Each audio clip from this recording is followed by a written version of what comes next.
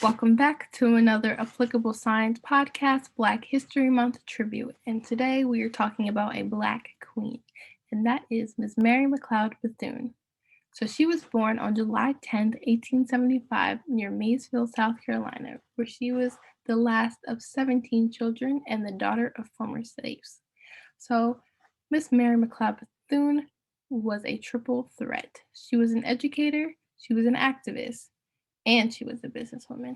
So to begin on her as an educator, to support her son, she opened up her own boarding school, which was the Daytona Beach Literary and Industrial School for training Negro girls. And eventually, her school became a college when she merged with Cookman Institute, an all-male school, and together they became Bethune-Cookman University, and it was founded in 1929. And now we know that school as Bethune-Cookman University, a beloved HBCU in Daytona Beach, Florida. So, as Miss Mary McLeod Bethune as an activist, she was a champion of gender equality, and she founded many organizations and led voter registration drives to get women to vote after women gained the right to vote in 1920. And by doing this, she was putting her life at risk because during that political and racial time period, there were a lot of racial attacks going against Black people who stood up and advocated for their own rights. And in 1924, she was elected as president of the National Association of Colored Women Clubs, and in 1935, she became the founding president of the National Council of Negro Women.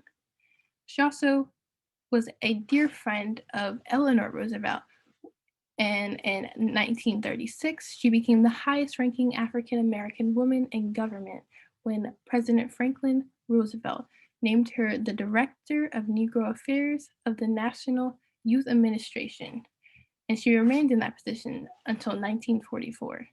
She was also the leader of Franklin Roosevelt's unofficial Black cabinet. And in 1937, she organized a conference on the problems of Negro and Negro youth and fought to end discrimination for lynching. In 1940, she became the vice president of the National Association for the Advancement of Colored Persons, which is the NAACP, and she held that position for the remainder of her life. She was also the member of the advisory board in 1942, where she created the Women's Army Corps, and she ensured that the Women's Army Corps was racially integrated. Miss Mary McLeod Bethune was also appointed by President Harry S. Truman to be at the founding conference of the United Nations in 1945, where she was the only woman of color present at that meeting. Miss Mary McLeod Bethune was also a businesswoman, where she had two business endeavors where she co-owned the Daytona, Florida resort and also co-founded the Central Life Insurance Company of Tampa. So this woman made sure she was at the table. She made sure that she established herself, and she did it in the most highest regard.